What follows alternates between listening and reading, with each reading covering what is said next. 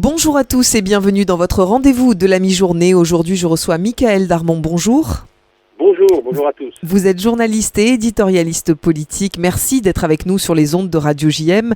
Michaël Darmon, on a envie de vous entendre sur ce qu'il s'est passé ce week-end au Proche-Orient, notamment l'attaque iranienne de 300 drones et missiles qui ont été lancés sur Israël. Dans la nuit de samedi à dimanche, une attaque interceptée à 99%. Pourquoi l'Iran a-t-il attaqué Israël ? Cela n'était jamais arrivé auparavant. Oui, vous avez raison de le souligner. C'est d'abord un changement total de paradigme, puisque pour la première fois depuis 45 ans, l'Iran attaque directement à partir de son territoire sur le territoire d'Israël. Alors les circonstances, en fait, il faut s'en rappeler, c'est ce qu'elles ont. Elles expliquent cet enchaînement d'événements. Il y a eu le jeudi 1er avril un bombardement extrêmement précis, on va dire un meurtre ciblé, une opération ciblée comme savent le faire les Israéliens sur le consulat iranien à Damas, un travail au cours duquel il y a eu un certain nombre de personnalités iraniennes de haut rang et en particulier un grand responsable des gardiens de la Révolution qui a été liquidé. Cet affront qui a été fait effectivement aux Iraniens ne pouvait pas rester sans réponse vis-à-vis de la société iranienne, vis-à-vis du peuple iranien, parce que c'était là un affront majeur. Jusqu'à présent, les affrontements entre l'Iran et Israël se faisaient par, je dirais, proxy interposés, c'est-à-dire le Hezbollah, le djihad islamique ou le Hamas ou les Houthis. Mais là, c'était absolument direct. Donc, les Iraniens se devaient de réagir. Donc, toute la question a été de comprendre comment ont-ils réagi et sur quelle base ont-ils décidé de réagir. Ils ont décidé de réagir de manière, je dirais, extrêmement scénographiée, codée et mesurée, puisqu'on entendra quelques jours avant le début de l'opération le responsable iranien, je crois que c'est Khamenei lui-même, dire la réponse, la riposte iranienne sera contrôlée et non escalatoire. Et puis, quelques heures après que les drones et missiles aient été lâchés sur Israël, samedi soir, on a vu un représentant iranien à l'ONU prendre la parole et dire « Voilà, pour nous, l'affaire est close, nous avons riposté ». Donc, c'est quand même assez étrange d'avoir à la fois un discours qui consistait à dire nous allons éradiquer l'État d'Israël, nous allons faire une attaque massive pour riposter de manière drastique, et puis dire on va être mesuré, on sera ciblé, et puis dès que c'est envoyé, ce sera terminé.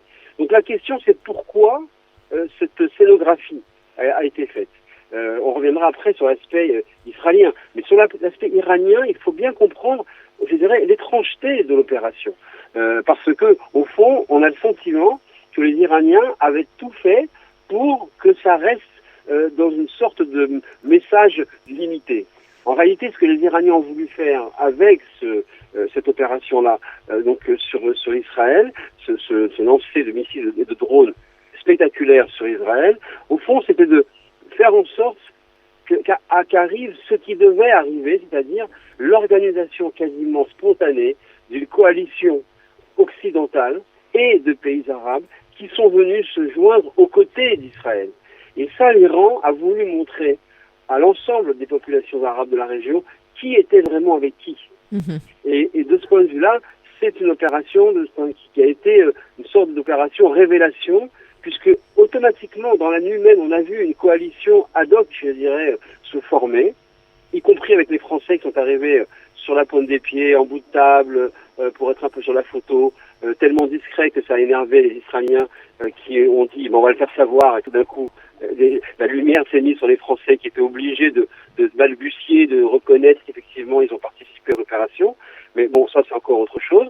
Mais ce qui s'est passé avec cette opération, c'est une sorte de bac révélateur régional qui pose une nouvelle donne et qui montre comment, au fond, pour la première fois, on a assisté à un déploiement opérationnel, je dirais, des accords d'Abraham. Voilà, les accords d'Abraham, c'est pas uniquement le folklore pour les Israéliens d'aller à Dubaï, c'est aussi ce à quoi on a assisté, c'est-à-dire tout d'un coup une coopération de défense régionale qui s'est mise immédiatement en branle pour contrer l'Iran et pour soutenir l'État d'Israël. C'est une nouvelle donne depuis cette nuit-là. Alors justement, les pays du G7 ont unanimement condamné cette attaque.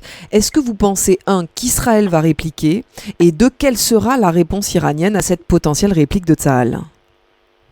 Alors là, c'est intéressant parce que depuis cette question, depuis cette nuit-là, depuis samedi soir et dimanche matin, on s'est un peu tous repenchés dans les grimoires du conflit israélo-arabe, et surtout ce moment de 1991, lorsque Yitzhak Shamir dirigeait le gouvernement, que Saddam Hussein faisait abattre ses Scuds, 42, durant toute la guerre du Golfe, sur Israël, et que le père George Bush, qui était à ce moment-là à la Maison Blanche, avait passé une nuit entière à supplier et à convaincre Yitzhak Shamir, qui par de toutes les pores de sa peau, de guerrier, d'anciens agents du Mossad, de dirigeants du Lehi, de dirigeants de l'État d'Israël, voulait absolument riposter contre Saddam Hussein. Et il a été convaincu de ne pas réagir parce que toute la coalition arabe qui à l'époque défendait, attaquait l'Irak, aurait été fragilisée. On se reporte dans la situation d'aujourd'hui. Elle est un petit peu similaire, mais pas tant que ça, mais un petit peu quand même, parce que la question est de savoir si, effectivement, Netanyahou va céder aux demandes de Joe Biden de ne pas riposter. Joe Biden lui fait valoir depuis dimanche matin qu'avec l'interception magistrale de 99% des missiles et drones, eh bien, quelque part, il tenait sa victoire, Netanyahou. C'est-à-dire qu'en fait, l'Iran a voulu effacer une humiliation, mais au fond, on en a aussi créé une autre, puisqu'on a bien vu que sur le plan opérationnel, eh bien, ils n'ont pas été capables de pourfendre, de transpercer les défenses d'Israël. Donc, Biden dit à Netanyahou, voilà, pour l'instant, ça suffit. Mais Netanyahou, on le connaît, il a aussi très envie de réagir. Israël a très envie de riposter, et les Américains demandent aux Israéliens de ne pas répondre de manière immédiate. Sur ce terme immédiat, il y a une discussion qui s'est mise en place, et peut-être un échange, je dirais, d'arguments concernant également ce qui se passe à Gaza et à Rafah, puisqu'il ne faut quand même pas oublier que depuis 48 heures, c'est comme si ça n'existait plus. C'est ça. C'est aussi une nouvelle donne. Ça voudrait dire qu'il faudrait opérer sur deux fronts, finalement. Parce que le front de Gaza ne va pas être oublié ni terminé. Là, on a depuis 48 heures une nouvelle donne qui a consisté, et c'est notable de le remarquer, surtout depuis le 7 octobre, qui a consisté à briser l'isolement d'Israël. Depuis la nuit de samedi où vous avez eu les Britanniques, les Jordaniens, l'Arabie Saoudite, les Américains aux côtés des Israéliens, eh bien, l'isolement d'Israël lié à ce qui se passe à Gaza a été brisé. Et donc, Netanyahou regarde ça depuis son bureau et il dit il va falloir que je puisse continuer ce momentum, continuer à pouvoir appuyer sur ce levier, parce que c'est un changement de paradigme. De ce point de vue-là, on va voir dans les prochains jours comment ça va se passer, mais les négociations sont en ce moment au plus fort avec les Israéliens. On croit comprendre, selon des informations de presse israélienne, que Netanyahou aurait décidé de repousser de quelque temps, je ne sais pas, repousser l'offensive prévue sur Rafah dans le sud de la bande de Gaza. On verra si ça fait partie d'un deal global et d'une manière pour Netanyahou de préserver ce que je disais à l'instant, c'est-à-dire ce moment de solidarité nouvelle et d'isolement brisé depuis l'attaque iranienne sur Israël. J'aimerais qu'on puisse commenter les réactions politiques qui ont suivi l'attaque iranienne sur Israël. La France insoumise a légitimé l'attaque de l'Iran. Le président Macron a évidemment condamné très très rapidement. Est-ce que vous pouvez me commenter ces réactions politiques très diverses ? Elles sont, je dirais, totalement prévisibles et classiques. La France, qui sincèrement soutient et a une solidarité avec Israël, a condamné l'attaque. Mais ce que l'on remarque en ce qui concerne la France, c'est qu'elle a mis un temps infini à assumer et reconnaître sa participation dans les opérations d'interception aux côtés d'Israël dans la nuit de samedi à dimanche. Il a fallu attendre plus de 48 heures et ce matin, sur les ondes d'une chaîne de télévision, BFM, bien Emmanuel Macron a reconnu effectivement que la France avait participé.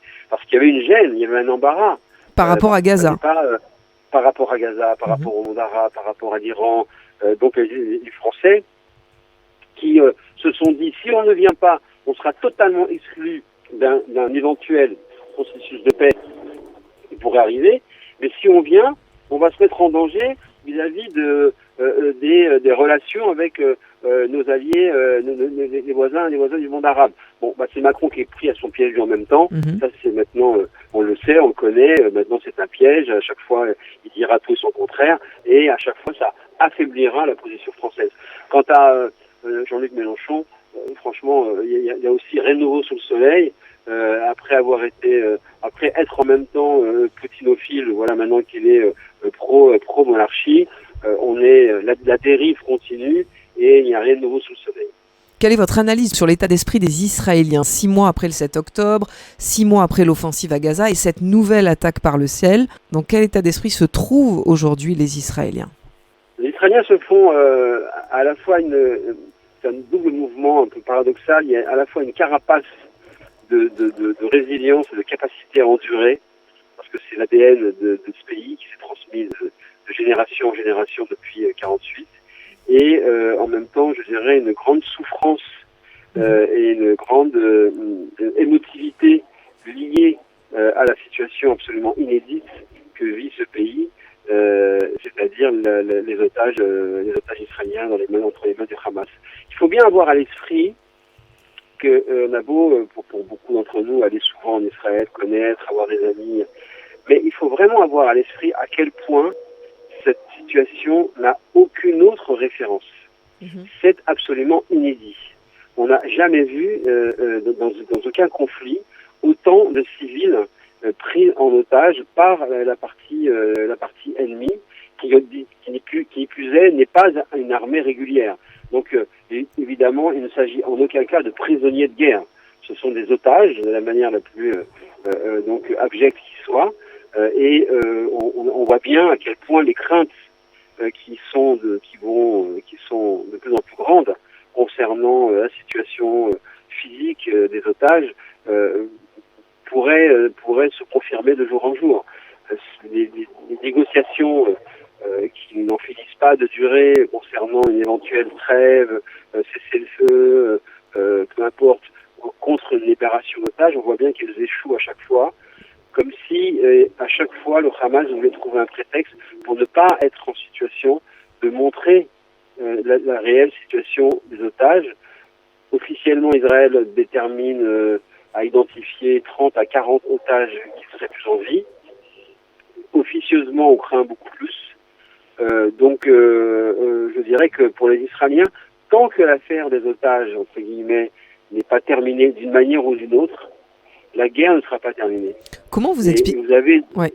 Allez-y, je vous en prie. Je disais que cette guerre sera terminée pour les Israéliens quand le dossier des otages sera d'une manière ou d'une autre sera clos. Et les évolutions opérationnelles, stratégiques, militaires, bien évidemment, ont leur importance, mais la chape de plomb, la chape de tristesse, d'angoisse qui existe, qui pèse sur toute la société israélienne depuis le 7 octobre, ne se lèvera qu'avec la fin la fin de ce calvaire lié aux otages. Et puis effectivement, vous l'avez rappelé, il y a une instabilité politique aussi sur place en Israël, de nombreuses manifestations chaque jour, des gens qui campent en Israël même pour manifester contre le gouvernement de Benjamin Netanyahou, cette offensive à Gaza, le fait que les otages ne soient pas retrouvés par l'armée israélienne. Comment vous expliquez que Tsahal n'arrive pas, elle a ramené très peu d'otages depuis 6 mois. Comment est-ce possible qu'une armée aussi puissante, qui soit dans une offensive telle, n'arrive pas à retrouver ces hommes, ces femmes, ces enfants? D'abord parce que je crois qu'une fois qu'on est sorti de la réalité, il faut arrêter de regarder les séries israéliennes et de penser qu'elles sont la réalité. La vie en Israël, c'est pas Fauda.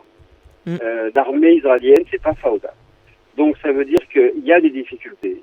Il y a bien sûr la volonté d'avoir voulu progresser en préservant le plus de vie des militaires israéliens. Vous savez, les premiers plans après le 7 octobre indiquaient un nombre beaucoup plus élevé de victimes de soldats israéliens que ce que la réalité malheureusement m'a apporté. C'est évidemment beaucoup trop à chaque fois. Mais sur les premiers plans, il y avait un nombre beaucoup plus important de victimes. Donc le choix a été fait de progresser lentement, parce qu'il fallait faire aussi, je vous disais, cette guerre n'a aucune référence. C'était à la fois une guerre qui a commencé de manière aérienne, qui s'est poursuivie de manière terrestre, et qui est souterraine. Une armée régulière combat dans des souterrains. À l'aveugle total. Tunnels. Donc de ce point de vue-là, la progression, elle est lente.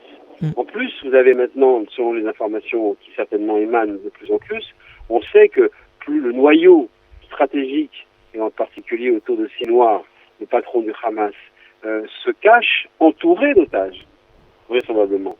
Que on sait aussi que beaucoup des otages, le récit de ceux qui ont été libérés le corroborent, ont été, entre guillemets, vendus ou cédés à des clans, à des groupes mafieux, à des groupes de banditisme, qui ensuite monnaient, et à un moment donné, depuis quelques jours, d'ailleurs, le Hamas dit, on ne sait pas où sont tous les otages, ils ont été disséminés.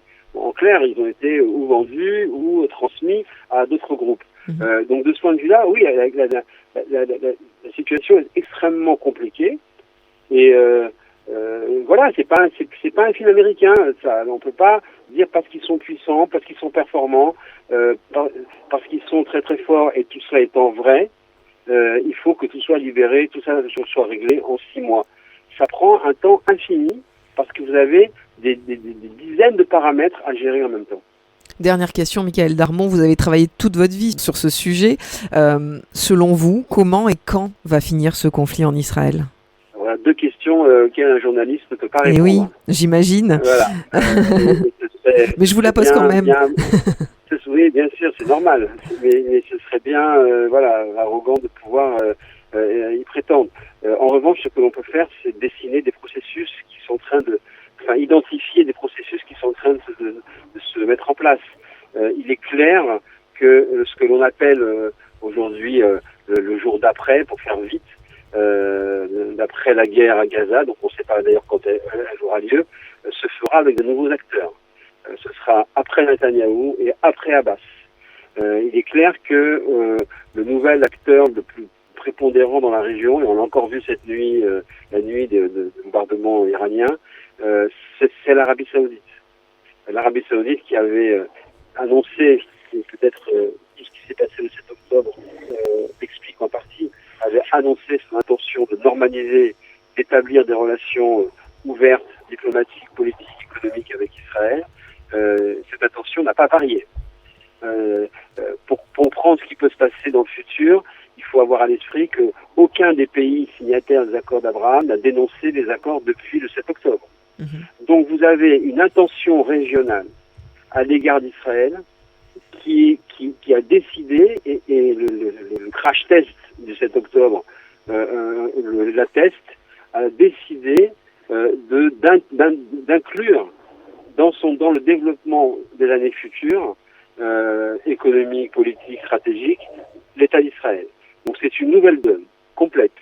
Et c'est à mon avis ce qui explique aussi ce qui s'est passé le 7 octobre, parce que ce processus étant assez puissamment engagé, c'est une tentative horrible et désespérée de vouloir l'empêcher. Mais l'histoire est en route. Et de ce point de vue-là, elle va dans ce sens-là. D'autre chose, c'est que ce qui s'est passé le 7 octobre en Israël va déclencher un post-trauma de la société israélienne qui sera 100 fois plus supérieur à celui qu'il y a eu après la guerre de Kippour. Donc on ne sait pas non plus quel État d'Israël va sortir de cette histoire dans 3 ou 4 ans, quand la décantation commencera à se faire. En 73, 4 ans après, l'Égypte signait un peu avec Israël, et la droite arrivait au pouvoir pour la première fois depuis 48. Donc, il va y avoir des événements. Il y aura des bouleversements. Quels sont-ils ? On ne sait pas encore, mais on a bien compris que le visage, l'état d'esprit et même l'âme de l'État d'Israël ne seront plus jamais les mêmes depuis cette octobre. Merci beaucoup, Michaël Darmon, pour cette analyse précise sur Radio JM. À très bientôt. À bientôt. Au revoir. Merci, au revoir. Pour voir ou revoir cette interview, n'hésitez pas à aller sur notre site internet radiojm.fr, nos réseaux sociaux, Facebook, Instagram et notre application Radio JM. Très bel après-midi à tous.